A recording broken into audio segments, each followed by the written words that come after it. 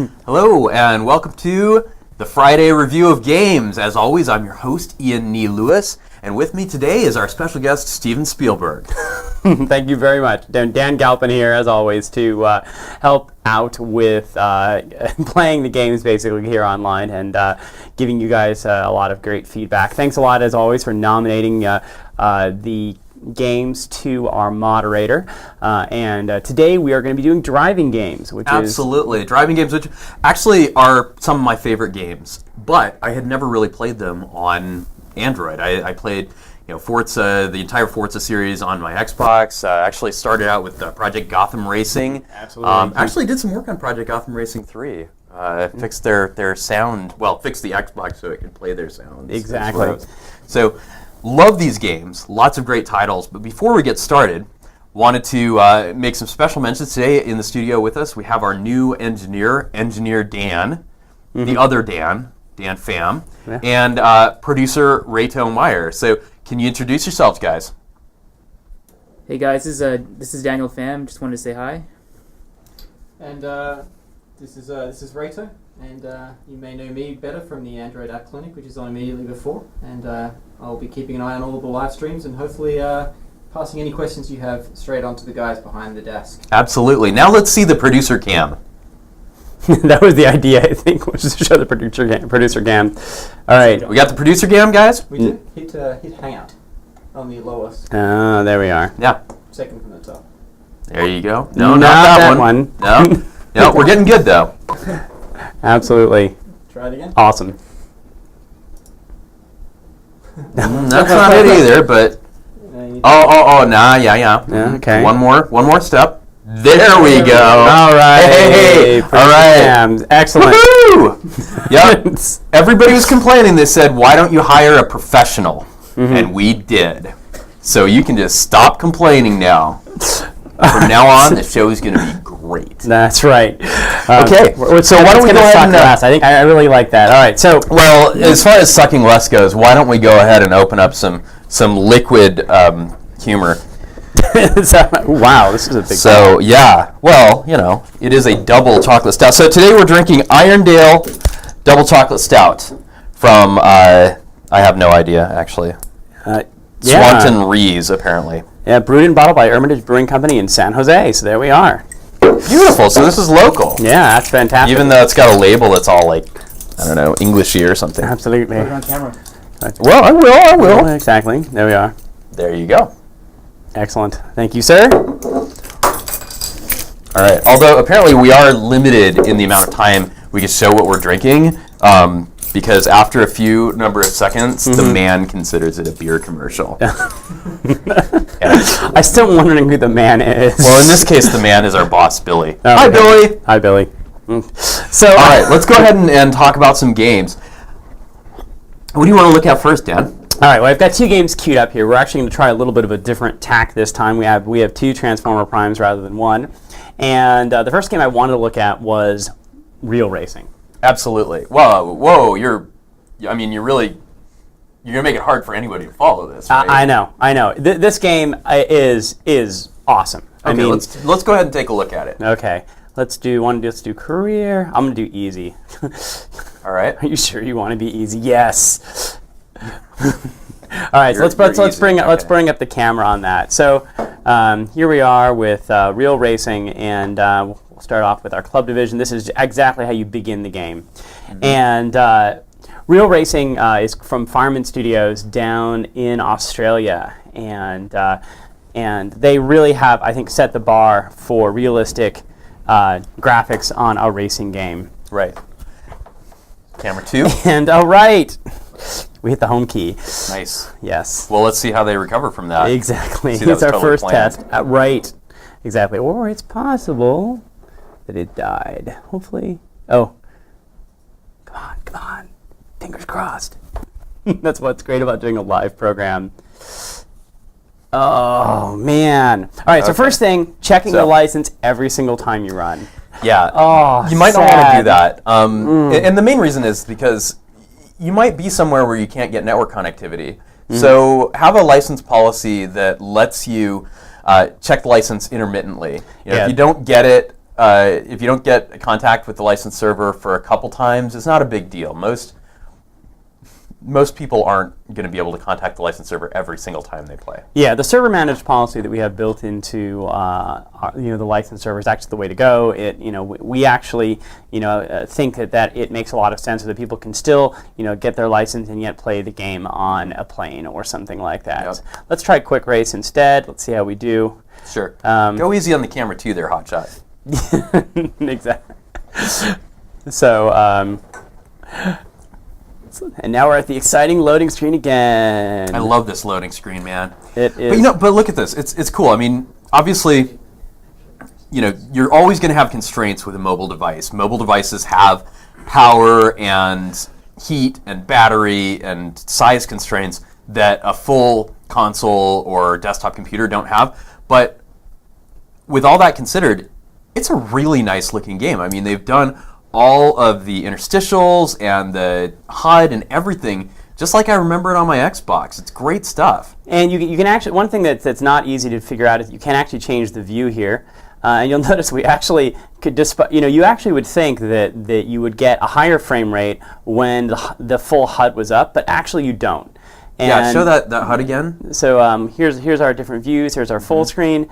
There's our front, and there's with the HUD. Right. And what's the problem here, Dan? Why? Well, and the theory that I have, and again, I haven't thrown this one through all of my tools, is that in fact, if you notice the border of the HUD actually has some translucency on it. You can see the outside of those windows, and so my theory is that they're actually drawing this HUD last in order to get that a little bit of transparency. And what they probably should be doing is drawing just the translucent parts of the HUD last, and actually drawing the rest of the HUD first, because you'll actually see the frame rate is just killer when it's not there. Right. They probably can't see it because I don't think we can capture video for YouTube Yeah. at the highest frame rate this device can put out. But take Dan's word for it, because Dan has sort of a fifth sense when it comes to frame rate.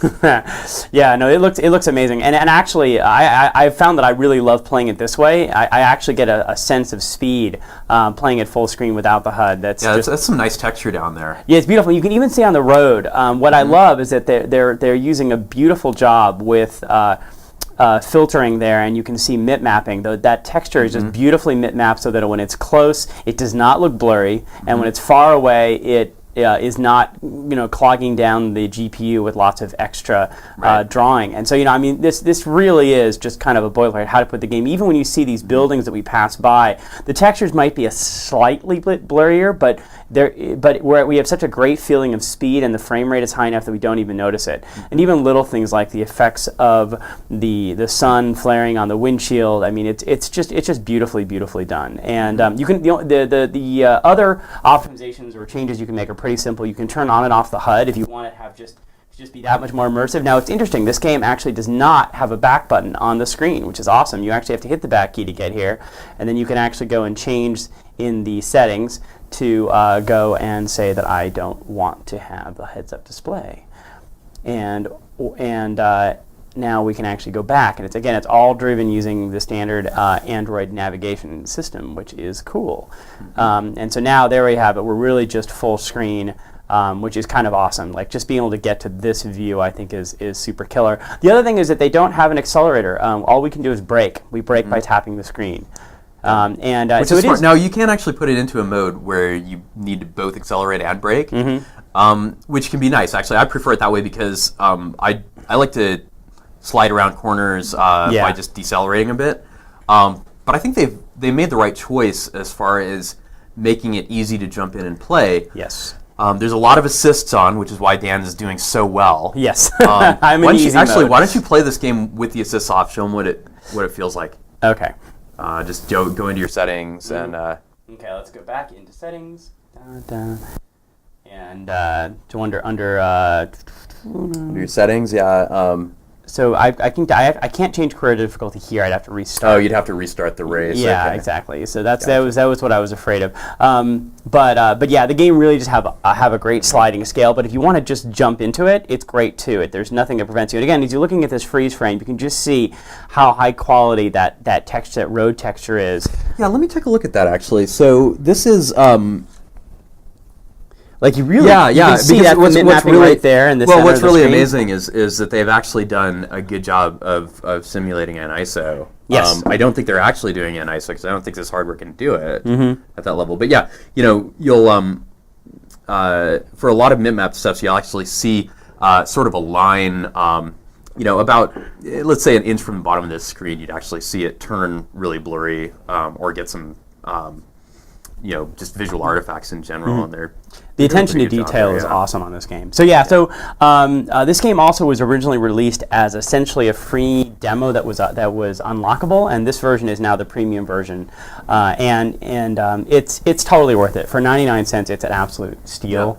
If you like racing, this game really does have the best visceral feel, I think, of any racing game. Yeah, so really I think the only thing we're saying about it is, if you're going to paste a big ass HUD on your screen, do it first so that these parts can Z reject pretty fast. And there are no mobile chips that are really good at overdraw. No Android GPU is going to be happy with tons and tons of overdraw, so just don't do it. The one thing that I'm missing in this game, and it's actually in every game that we've looked at, I'm really missing good damage. Yeah. I don't see why not. I think that the hardware is perfectly capable of running a damage model, a simple one.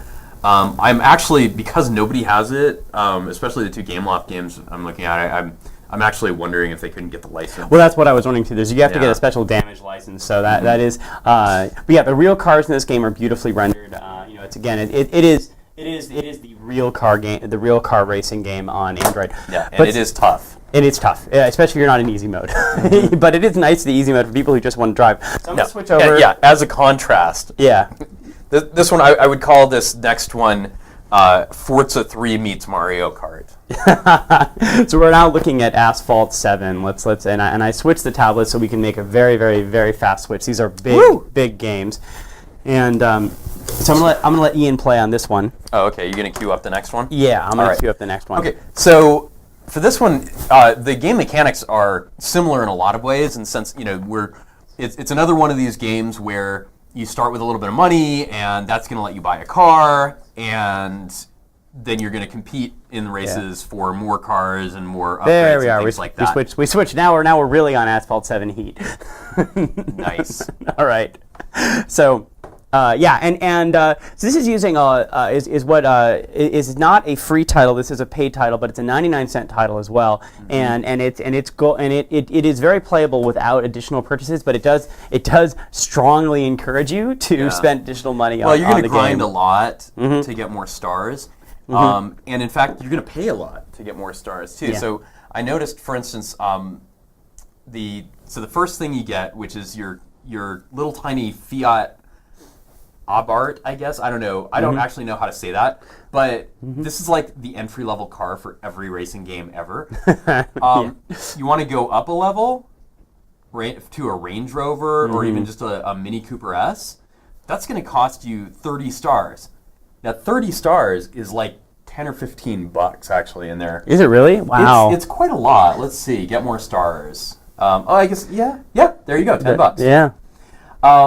Or you get 1 or 2 stars per race. So you can see you're going to grind a lot in this game. Yeah. I mean, these are not cheap. So, but aside from that, it's actually really fun. The races themselves are a good time. I'm going to go ahead and to be honest, I kind of, if you can grind in the game, I think it's actually kind of fun. It does give it sort of an RPG element, and I think that's actually kind of not entirely a bad thing. Yeah. In terms of this. And you've got this interesting thing where so I can pay $5,000 for a sponsor, which is a little weird because I thought sponsors. I pay you. I know. Okay, fine. They've got some goals here. They've got a little bit of a style system like Project Gotham used to have, where you'll get some extra points for doing things like drifting and getting air. And they also have some really beautiful interstitials. They absolutely do. Now, yeah, it's very professional. I mean, it's exactly the kind of thing you'd expect. Now, once again, this is a It's a very simple game. I think it is an auto accelerator. You have to, if you want to brake, you have to hit the screen.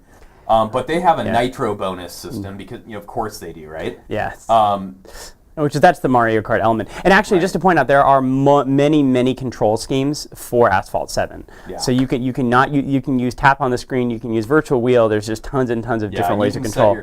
But I'll tell you, with especially with the newer Android tablets having a significant improvement in nice they've air. significantly improved their gyroscope and accelerometers, so you can get the attitude sensor to work really well.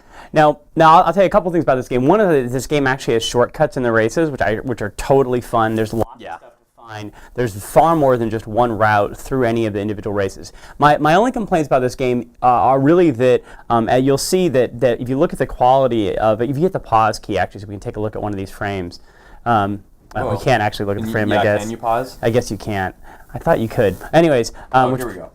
No. No, you can't just pause. Though. Yeah. Anyways, well, if you can see though, if you look down, the quality of the road just is not anywhere near what Real Racing is putting out. And actually, if you look at the vegetation going by, you can see that the stuff that's near the camera is really pixelated. Right. But you never notice that because you're going too damn fast. Exactly. Also, from a frame rate perspective, it is not. We're not getting consistently high frame rates. It's pretty good. I mean, this is definitely. But I think that it doesn't bother me. And actually, if you play it on, like I played it on the Nexus 7, I never noticed a frame rate problem at all. Yeah. I don't have your supernatural skill in judging frame rates. So it is interesting. So this one I did actually throw into Perf HUD to take a look at it, and I was actually going to do sort of an interactive Perf HUD view on the show today, but I think but Dan chickened out. I did. I chickened out, but partially because it wasn't interesting enough with this sort of gameplay. But one thing that is interesting is you'll on this game you'll notice the cars are drawn last, and so we are, which is a little unfortunate because it is taking up a large chunk of the screen. For the player's car, I mean, you'd probably want to draw the other things last as well. Of course. This is something that is just, check it out. I'm in adrenaline mode. Knockdown. So adrenaline mode is like you're in Tron mode. You can do no wrong. It's awesome. I have no idea how I even got there. But wrecked. See, that's my problem, right? I just wrecked. My car is completely smashed up, but it looks perfect. Why? Why? Did Fiat make you do that? It's very possible. So in general, what you want to do is draw your foreground elements first so that you can take advantage of hierarchical Z. And in this case, what you probably want to do, for a racing game is you can assume that the player's car is always going to be in the foreground. Anything else is probably not worth it. The other cars are almost never in the foreground. Yeah. And you really see when you see the vegetation on the left-hand side of the screen that we're going on. That's where you really see the quality. Yeah, I think that's a texel density issue. It is. They just aren't loading up big enough textures. Although they have a lot of varied textures. They do. And for the areas of the track that are further away, it's actually very well done. Yes, absolutely. I just think there's probably one level of mip mapping that's missing. Right. And but knowing the game development process, I wouldn't be surprised if that level was created and then thrown away at the last minute in order to. Very possible, and you can also see there is a bit of pop-up going on. As we look at it. Yeah, I did notice some pop-up, and that's an issue. Especially, it's actually a little bit surprising considering, for instance, this particular GPU is really excellent at geometry. Yes. Compared to its pixel performance, so, you actually probably get more out of. Pushing your far Z plane out a little bit, but that's not going to be the right choice for every. Well, and also that only really is good if you're drawing in the reverse draw order. If you're drawing in order, you're going by pushing your Z plane out, you're still going to have some pretty big performance problems. Oh, if you're going back to front. Yeah, if you're going back. Which you should never do, right? I mean, exactly. Drawing your stuff back to front is always the wrong choice unless you have to do alpha. What you should be doing is, just like these guys here, you should be drawing that alpha area last. Absolutely. So that's just basically something that everyone needs to look at. That being said, this game is totally fun, and it is beautiful looking. It's a kick. I just want to see it that much better. I really do too, and I would love to see more, some more collisions, some more particles. My guess is that the very top end of Android devices, especially tablets, could handle more than what we're seeing here. I would pay extra to get, let's say, a Tegra optimized version of this or a tablet optimized version of this to play around with, because I think this game could be even cooler than it is. Totally. And interestingly enough, hitting the back key multiple times just gets us out to the menu, kind of the way we'd like. They've done a good job of making it navigate. The navigation is great. And boom, Perfect. We're back out. So that's that. Let me see if now I was going to try to queue up the next game on this tablet, and we'll see whether I actually managed to successfully do that. Before we start the next game, I think producer Reto has something to say. Oh, exactly. He is on the screen. So yeah, exactly. Thanks, guys. So there's a couple of comments on YouTube and on the G Plus stream. So Leaf points out that Asphalt 7 does notification spam after not playing it for a few days. Oh, how many people don't do notification spam?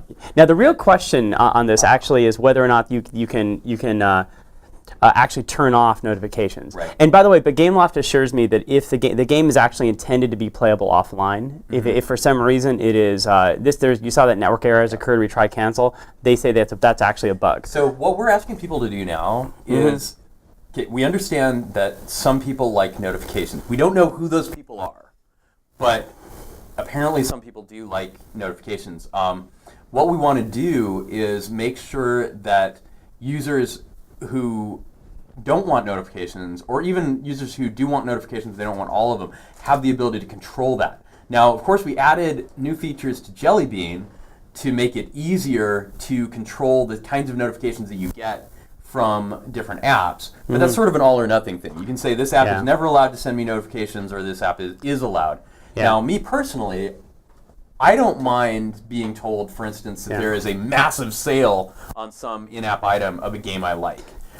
But I do hate, personally, I do hate those notifications that are like, you haven't played me in a while, why don't you come back? I mean, if I wanted somebody whining at me about coming to play, I'd play GTA 4.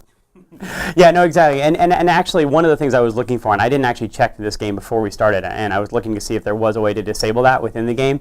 Doesn't look like there is. We strongly encourage developers to make that something they can turn off, and because a lot of users prefer it. Now, it's on one of the other GameLoft games, if you turn off notifications, every single time you start up the game, it pops up a dialogue and says, "Hey, you realize you've turned off notifications. Would you like to turn them on?" That's like iTunes bad. Hey, I noticed I'm not your default game player for this machine. Would you like to change that? Come on.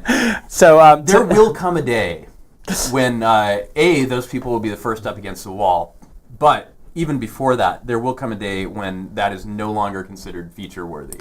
Yeah, we really want to make sure the user experience is and addressing the user concerns are the number one priority for developers. And we understand that notifications are useful. There's a lot of game players who actually really like them. And certainly on a lot of the games where resource management is an issue, or their daily bonuses, that's really awesome.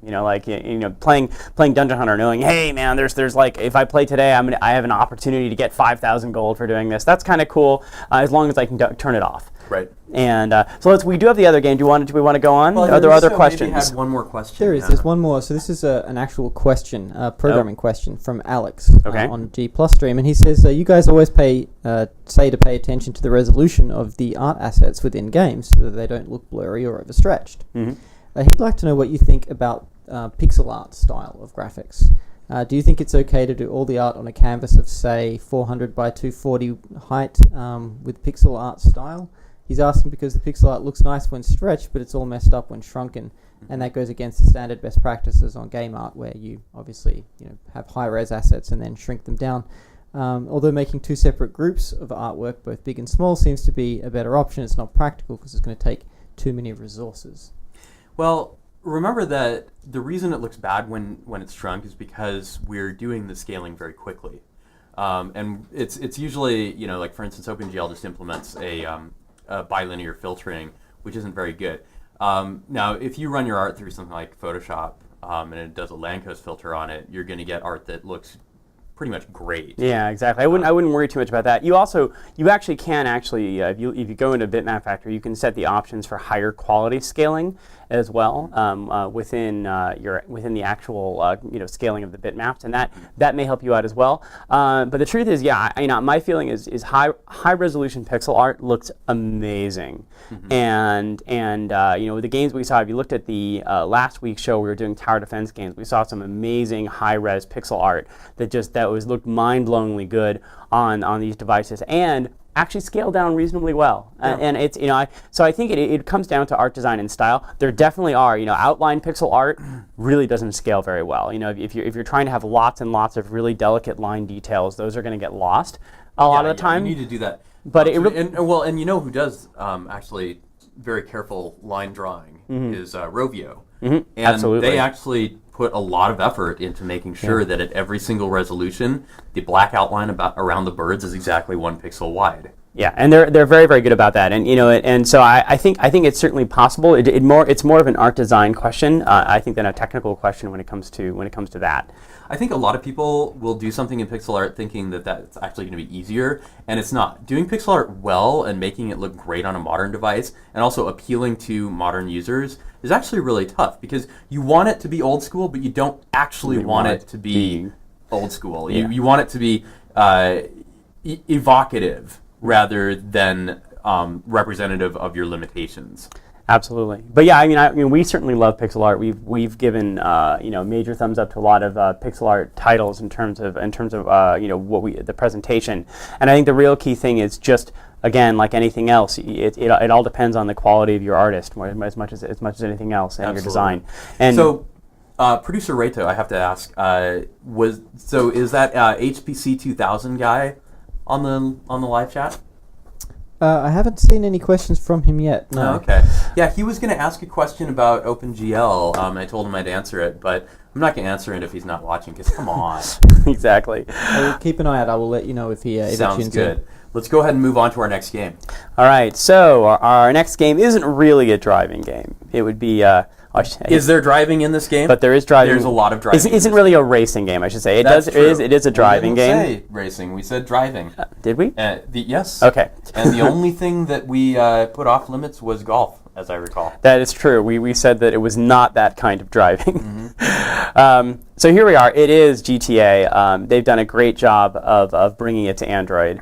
It controls very, very well. I actually really like the fact that the default set of controls is actually tapping the screen rather than accelerometer. I think it works really well for the kind of arcadey style of driving that is in the game. And so, since it is a driving game, we're going to hit the car. Now, there are a lot of on-screen buttons in this game, and I would say a lot of that is because it wasn't really designed for this kind of system. I think if you were designing it today, you would not have nearly as many button actions as this game has. This is definitely more of a port than a remix. I think it's not. It's not really. Why am I driving badly?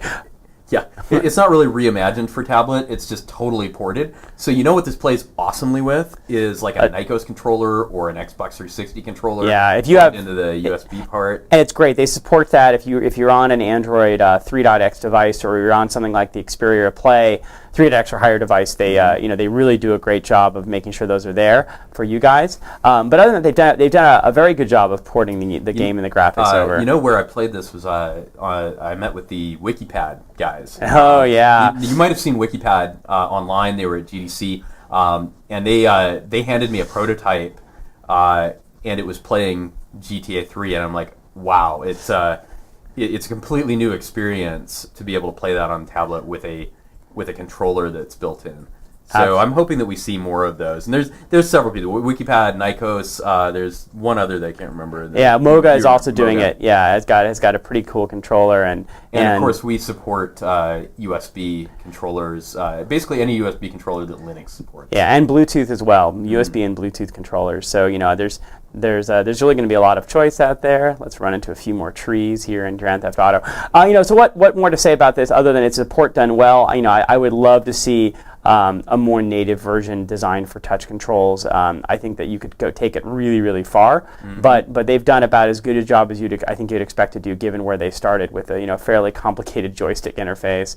Nice, my car's on fire, and I'm in the first Omen training mission. This is just it's a fun game. What more to say? Yeah, exactly. In fact, let's not waste any more time. They did a good job. Oh, but there is actually one thing that's unique about this game. If they still have it, they still have the persistent notification. Yes, they do something kind of wacky with that. So if we go to the home screen, you'll see that it actually lets you know whether it's still running, and allows you to get back to the game right away. I don't know how exactly I feel about this, because things do run in the background, and that's the expectation. I am so torn about this, because on the one hand, it violates a lot of the philosophy that we have around Android. On the other hand, it's done for such a good reason, because basically everything that we've done around Android is for a completely different use case. Yes. And the use case of having something that is really, really big and really, really expensive to initialize, but also something that you might want to interrupt every now and then to, let's say, get a phone call, it's tough. So they've done something interesting. They basically say, okay, you know what, we're going to run all the time, but instead of just doing that, which is horrible, they put up a persistent notification that says, essentially, our process is still in memory. Yeah, GTA 3 is sitting here taking up resources and draining your battery so that you can go back to it fast. You want it to stop that? Yeah, it is actually not draining your battery, but it is still resident in memory. So it doesn't actually keep the game running. The threads the threads are stopped, but it will end up making things harder for you. There will be more swapping out. Yeah, I mean, ultimately, Android will kill the process if you try to run too much stuff. I mean, we should actually just try that. Let's try to launch Real Racing and see what happens. I'm testing fate here. We're obviously running two enormous titles. What should happen is we should actually see GTA get kicked out of memory. Always good to do these things live. Nice. Let's see what happens. Yeah, exactly. But my point is that you're right that it's not consuming CPU, but it is going to consume the battery, because what's going to happen is that smaller apps are going to cycle in and out faster. Yes. Yeah, and the thing is, once it gets kicked out, it should just be kicked out. It doesn't get kicked back in unless they're actually running a service, and hopefully they're not they are running doing a service, that. and they've got a persistent notification, so it's really hard to tell. Yeah, I actually haven't. You're going to have to go out of here and then go back into GTA and see if it well, you see the notification is still there. So that's true, but that doesn't really mean anything, because all that means is their service is still alive. It doesn't necessarily mean their main process. Yeah, let's take a look and see what happens. Boom, there we are. So we had this test out has a lot of RAM. True. Again, it is possible to swap between two rather large games. I don't think I want to push it and actually swap between more than that. But there we are with Real Racing as well. So awesome, nice multitasking going on there. Couple of quick points from YouTube. Crispy Core wants to know if you can try and see if the tilt controls work while driving. He asked that just a couple of minutes ago, so I'm guessing that's for GTA. The tilt controls for GTA. There seems to be a lot of problems with that. Apparently. I think that there may be an issue, and as I recall, this is one of those games that actually. Has, I think, accelerometer issues. Let's take a look. So let's turn accelerometer on, and let's take analog. Use analog steering, yeah. Yeah, use analog steering. Turn that on. Okay. Okay, and let's take a look. As I recall, this may have been one of those games that actually does not correctly look at the default orientation when interpreting the accelerometer. But I think, as I recall, and it's been a while, I think they do it correctly for tablets, and they may not do it correctly for. So they may actually be sensing the type of device instead of. So what'll happen is the orientation is always done with respect to a default orientation of the device. In other words, which orientation the home screen expects to display in, and that's not always what the game expects. Ironically, this isn't very difficult to deal with. Where people get into trouble is when they try to figure out what the default orientation is, and then figure out what the accelerometer is telling them, rather than just believing the quaternion that they can get from the accelerometer. Yeah, system. the quaternium is actually always going to be correct, and that's really the key here. But anyways, the tilt is working fine here. We should try it on a phone device and see whether it's also handling that correctly. This is, I shouldn't say phone. What I should say is a portrait default device. Now the question is, the real question is what happens on Nexus 7 here, and so we can. I think I have it on this guy. Well yeah, done, we'll cue that up and see if there's another question while we're doing that. So while Dan's getting that going, HPC 2000 is in fact here, so he would love to hear the answer to his question. Okay, so I believe the question was about how. Oh, boo! Whoa! Look at that! I downloaded all these files last night. At least I thought I did. Maybe I didn't. So HPC 2000 asked, how easy is it to take an OpenGLES game that's made for some other system? He named a system. I hadn't heard of it. Yeah. But whatever, you use what you want. If you want to port from another system, that's an interesting question. I'll tell the truth. It's something that I think we have mixed feelings about, and when I say we, I mean the Android organization in general. We want people to bring all of the best content on Android. At the same time, we don't want to just see random crummy ports. We want to see things that are built for Android and for its unique abilities. So that said, it's not very difficult to port an OpenGLES game that's written in C to Android. There are some issues. A lot of people think that since Android is Linux, it should be very easy to port any piece of Linux software. And that's not entirely true, because Android, like all other Linux systems, is built out of a lot of different components, and there's some things you can pick and choose in terms of the libraries and tool chains. We have a specific C runtime that we use called Bionic that a lot of other people don't use. And all of this adds up to more hassle. Now, normally for a Linux system, this isn't a hassle because you use something like APT or MacPorts or one of these things that compiles everything and runs through a bunch of compatibility scripts. And if you've ever used a port system, you know that there's like a million different tests to figure out where your C runtime lives and where your compiler lives and all these other things. Android, of course, doesn't do that. We distribute binaries to the phone, or to the device. So you are not able to count on all of the things that your desktop Linux system has, or even all of the things that are in the Android open source project right now.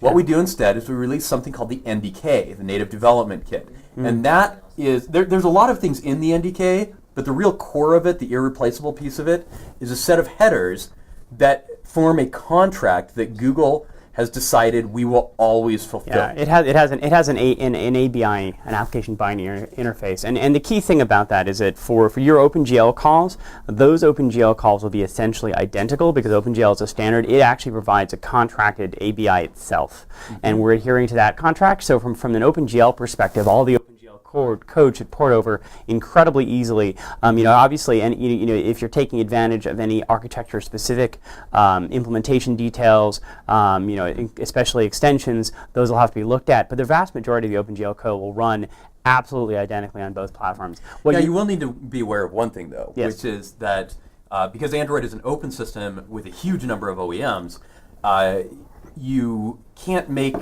as many assumptions about the GPU hardware as you can with some other systems. Absolutely. So even though the OpenGL ABI is standard, some of the extensions that you may have come to rely on, or possibly some of the behaviors or even bugs that you may rely on one system, are not necessarily going to be the same on other systems. A good example of that is that PVR GPUs do geometry sorting, and they're almost completely insensitive to the way you submit geometry, but they are very sensitive to how many state transitions you do. Yes. Whereas Tegra GPUs are almost exactly the opposite. They change state very fast, but you want to always sort front to back.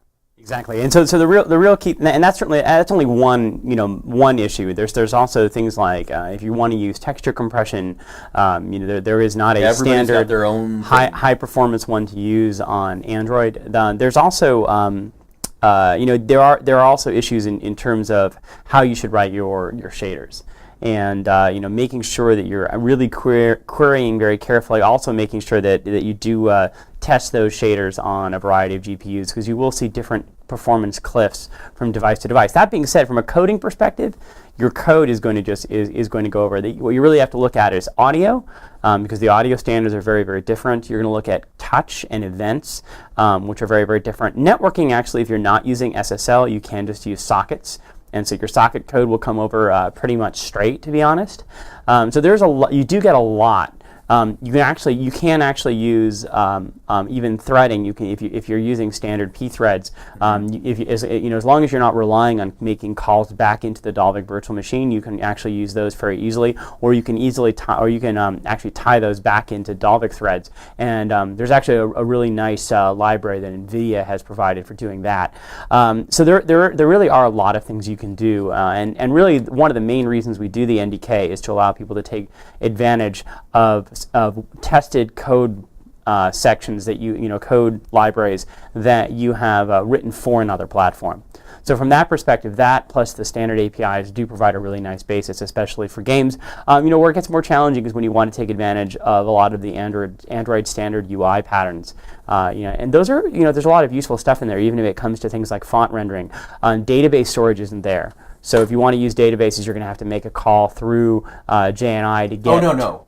You're going to get to make a call through JNI. That's right. Because remember, the Java interfaces in Android are very, very easy to use compared to C and C++. There's a lot fewer ways to shoot yourself in the foot, and you'll end up writing a lot less code. A good example of this is when you're doing your gameplay. Every large-scale C++ project I've worked on has its own resource management and reflection system, which of course is built into Dalvik and into the Java framework.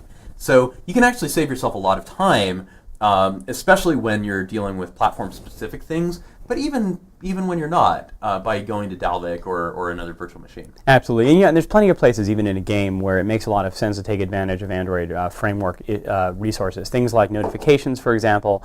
Networking. It's just nice to take advantage of the built-in HTTP stack, built-in SSL implementation, all that kind of stuff. So there is a bunch of stuff that it does make sense to actually move code over to the Dalvik virtual machine.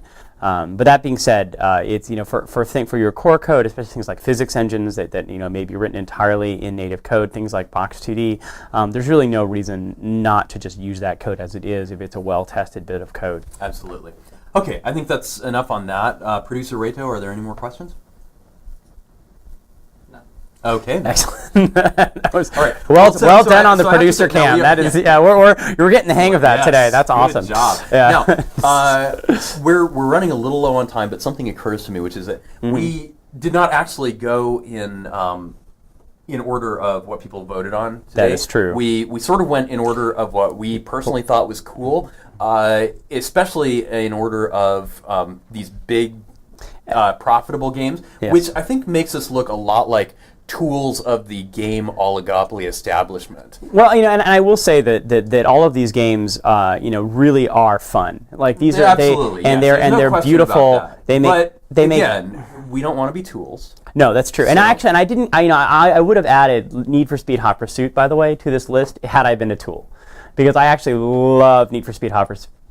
I have ever since it came out. I think it's a tool thing. And I didn't nominate it to the list because there were so many other big games on the list already. Well, so my main point is we need to look at Tractor Digger. Well, so Tractor Digger is not actually a racing game. I'm going to bring it up just very, very quickly. It was voted number one. It was voted number one, and it is built. It is built using AndEngine, and it is. By the way, you know who else is a tool? Anybody who watches this show and doesn't vote.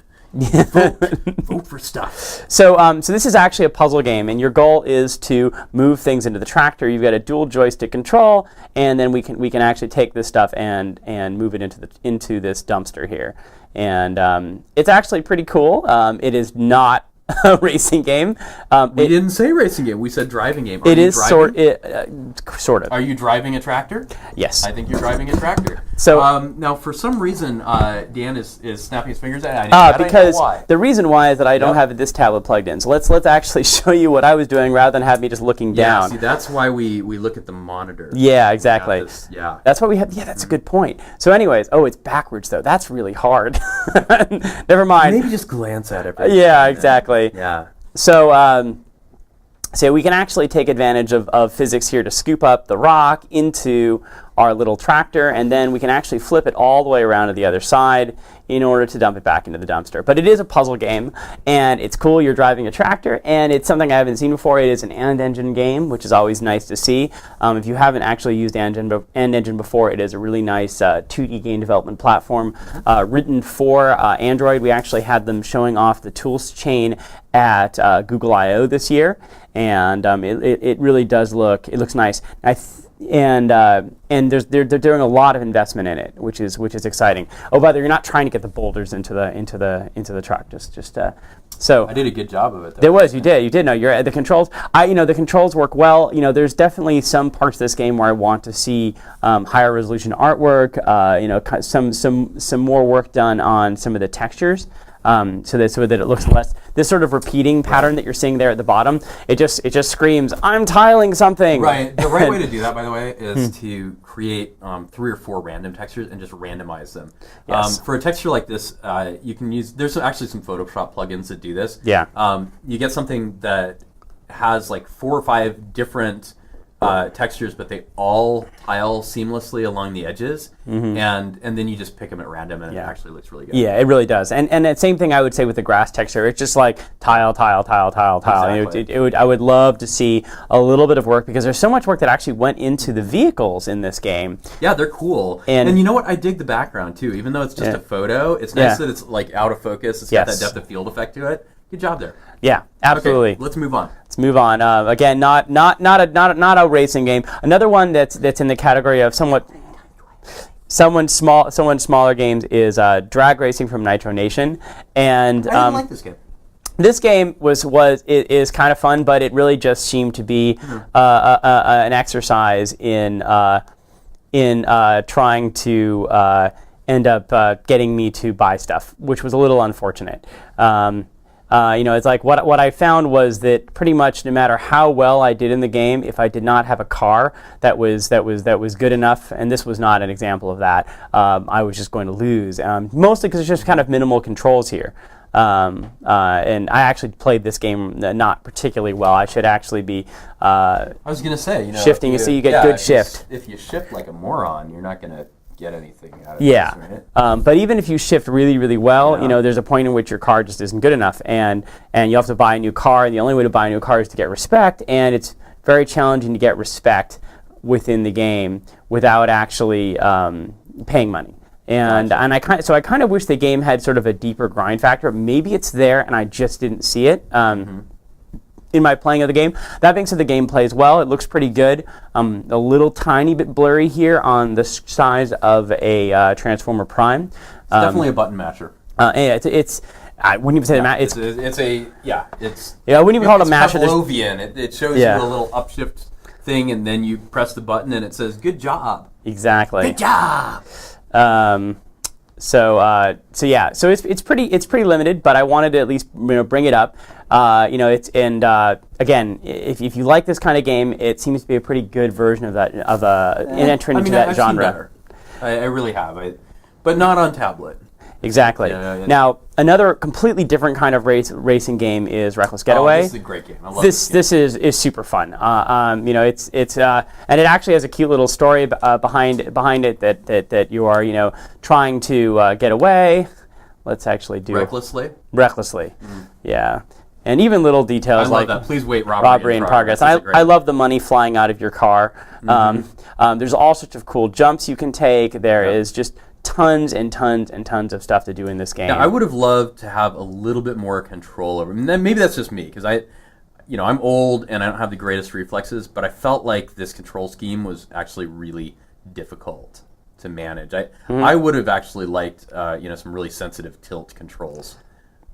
which is odd because, as you know, I hate tilt controls. But Yeah, driving games are one of the few places in which I Exactly. find that tilt controls actually are not so bad, and I often prefer them. especially if they're reasonably sensitive. But this game is really well done, and it's I love this. I love the perspective. Again, we took a jump there. All the background work they've done. I mean, it's a professional title. I mean, there's no question about that. Absolutely, and as I said, I was glad to see this up there. This game hasn't gotten a lot of love recently, and I think it's a really well done title that does something substantially different in this genre. There's really three different kinds of games that we see really commonly in the genre. We see sort of slot racing games, which are over the head, where you see a large percentage of the track. We see the more traditional driving games, and then this is a perspective we don't see nearly as much, which is kind of reminiscent of the perspective from like Spy Hunter, the original That is overhead what this reminds me of. overhead Spy racing Hunter, yeah. overhead racing game, and it's awesome. So I definitely here's, by the way, an example of a developer who just did not know what to do with the back key. Here we are. We've got a screen that says play again and continue, and they're like, so what do we do here with the back key? Well, actually, in this particular case, play again or continue, there is actually a third option, which is which would be exit to the main menu, and that hitting the back key actually should exit you back here. There's no reason why it needs to be play and continue. This is sort of a design. So they made the back key do nothing. That's bad. It should always do something, especially at the end of the game when you might just want to exit and switch game modes. And instead the right you way to have to target the continue button, which is really unfortunate. Remember, the back button does two things. It moves you back to the previous activity, or it dismisses dialogues. So if you're saying to yourself, wow, what I'm looking at here has no meaningful back thing, maybe it's because you need to think of it more as a dismissing rather than a moving. Continue actually does not. When I saw continue, what does continue mean? I had no idea, and then I realized what continue actually does is take you back to the selection screen. So continue doesn't really make much sense there. Certainly there are some places where we stretch a little bit, but you know what? Suck it up. Android has a back button, and people expect to be able to use it. So I just wanted to bring up Tiny Little Racing. Oh yeah, you know what? We were going to look at this a while ago, and then didn't. And we didn't. So first of all, I even said, actually, wow, we really loved this, and it turned out I was wrong. It turned out that actually it was a different game with a really, really similar name that we really, really loved, but this is still a good game. So let's talk about it. First of all, we see this. Oh, don't ever do this. Yeah. Don't ever do this because at least autofill. Come on. Well, it's not just that. One is that I'm not using the standard Android keyboard. Oh yeah. So the question is, I'm going to stick this in the dock now, and the keyboard doesn't work. Camera two. Go to switch to camera two. Camera two. No, not there. All right. Okay. Now look at what poor Dan is trying to do here. Yeah. I just quit the game, but I was trying to type my name, and I can't type on the keyboard. Point is, he's just amazingly frustrated with this whole thing. Because we're not using one of the default input methods of Android, so I can't actually type my name using the keyboard that's in front of me. So this is all. So don't use your own input method as a general rule, even though it looks really cool and you can put Comic Sans on there, which also I say never use Comic Sans, but that's a different question. Yeah. Did you not get the meme, dude? So that's one thing. This game is fun. I definitely want to see some higher resolution graphics. Everything here is really, really blurry. Yeah, this game wasn't really built for a tablet. No. Also, the models are really low res, so you get the feeling that maybe this was tuned for a much less capable device, and that's fine. But what you might want to do, and this is just a general game design idea, in general, it's not very difficult to make a model that's very high polygon count. I mean, the hard part is reducing it to a low polygon count. Yeah. So if you keep your sources and just, every now and then when the state of technology gets there, put some better models in your game. Yeah. Actually, to be honest, for me, I actually, the models, I think the car models are really good. It's the rest of everything else that I want to see. No, the car models are attractive. My point is they're low poly. Yeah, and they don't really look like anything else in the game, and I think it's cute, some of the design elements, but I would love to see some even if the backgrounds are going to look like that, it'd be kind of cool if they were a little bit soft focus. that kind of thing. Now let's just move to camera 2 really quick. You'll notice that my excessively large hands still have to kind of reach to get the we're losing HDMI that left here. and right button there. I mean, it really is a stretch. This is an example of buttons that are not scaled based upon the pixel density of the screen. They're looking at they're stretched based upon the screen size, and it's the kind of thing. So we have two options here. One is we can look at pixel density. That helps a little bit. The other thing is we can actually have a separate tablet layout that would help even more. Yeah, remember that Android has some really nice features for putting together layouts for different screens, and a lot of game developers say, well, that doesn't affect me at all because I'm not making views and I'm not using horizontal layout exactly. or anything. But you know what? You don't have to use that for just views or dialogue designs or UI designs. What you can do is put constant values in there and then pull those out based on the resource ID, and you'll get the different values based on which screen size you're on, or whatever you filtered on. Absolutely, and again, you can do a couple things. One is you can actually get the pixel density, and you can just imply that to what you're doing in OpenGL, so that you're actually getting something that's the correct physical size, which is really important because what you want to make sure is also if this screen were very, very small, you'd still want those things to be very, very large. Right. And this thing looks like it's just stretching based on the size of the screen. So that's definitely one thing. Making it automatic is really important too. One thing you can do actually in OpenGL that's like really super cool is define your UI in meters, which sounds stupid, but trust me, don't ever do. Like I've been on projects where people like, oh, maybe we want a little bit more, precision or whatever. Let's use decimeters or something. Exactly. And it just screws up your physics system. Don't ever use that. But define your UI in meters, and then just have a matrix that scales from meters to screen units. Yeah, and you'll definitely have to test this on a wide variety of physical screen sizes, but it's much easier than actually trying to come up with lots and lots of individual layouts to handle every single set of every single combination of pixel and I'm not density. going to lie to you, this isn't easy. There is no simple thing that you can do, especially if you're dealing with different aspect ratios. But it will be worth it. Yeah, I mean, the key thing, if you're trying to make the HUD look super attractive and perfect, it's definitely a bunch of work. Oh yeah, you know what? Your artists are going to do, I'll tell you exactly what they're going to say. They're going to be like, we have to be pixel perfect. Yeah. Otherwise it's no good. And that actually is, I said I would never swear on this show. It is not true. Very good. That was well. I knew. I heard it coming, and I heard yeah, exactly. But let me tell you why it's not true. So that was extremely true back when we were working with NTSC TVs or 480p, or even a really high resolution on a big screen. But today everything is bilinear filtered. At least you well, get that. Not only that, but also we're talking about these really, really dense displays. Now, okay, fine. If you're supporting some random old thing that has a very low density display, you might want to think about this really carefully. Here's an example. Let's take a look at Nexus 7. Nexus 7. You just can't tell. At Nexus 7, all the icons you see here for every single app are actually being scaled down. We did not actually come up with new icons for every single app at this pixel density. Right, because this is a 213 DPI, and we scaled from, 250 or something, or 220? Yeah, and it's 240. 240, right. Yeah, and so we're scaling down a small fraction. Honestly, on this high of a pixel density display, you don't even notice it most of the time. You can actually go and create icons at 213 DPI if you want to, but we looked at it and we said it's just not worth it. And so I think that says a lot about scaling down. If you're, even, and again, icons are the worst thing you can scale typically because they're really, really information dense.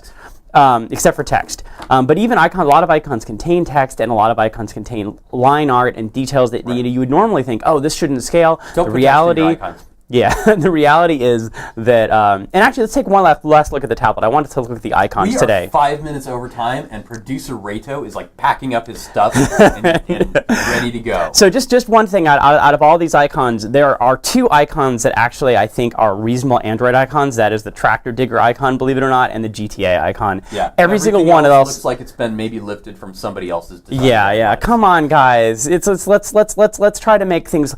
Every one of those looks the same. It's hard to actually differentiate the content of all those other ones, but Tractor Digger and GTA are really, really easy to differentiate. Also, I'm just going to say, Asphalt 7, the game left icon looks like a 6.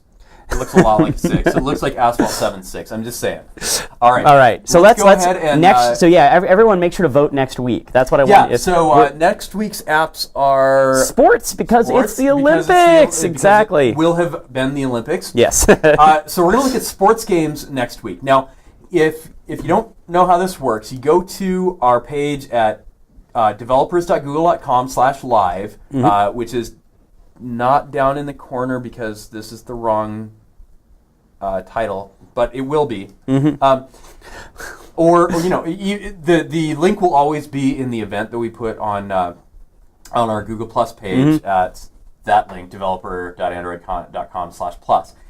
Go there, and there is at the very bottom. Scroll down to the bottom. Don't ignore the big black video thing that doesn't have anything in it because there is no video yet. Ignore that. Scroll down. Scroll down further.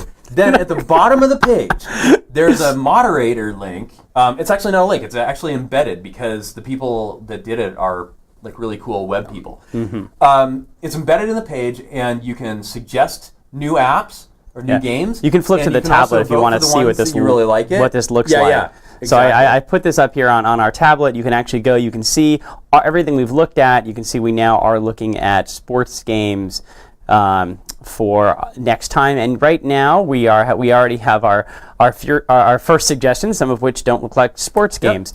Exactly. So hi, when do you plan to review Puzzle Game? Not next week, so let's do that somewhere else. Yes. This will be marked as inappropriate. Let's flag that as inappropriate. But thanks, because we do love puzzle games. At some point, it'll happen. Just stay tuned. Just keep watching the show. Exactly. Yeah. So stay tuned. If you don't watch the show every week, how are you going to know? Right. Yeah. Exactly. So definitely continue to nominate, continue to vote. We're really excited about a lot of what we saw this week, and I'm looking forward to seeing some great sports games. And, Absolutely. And golf is a sport.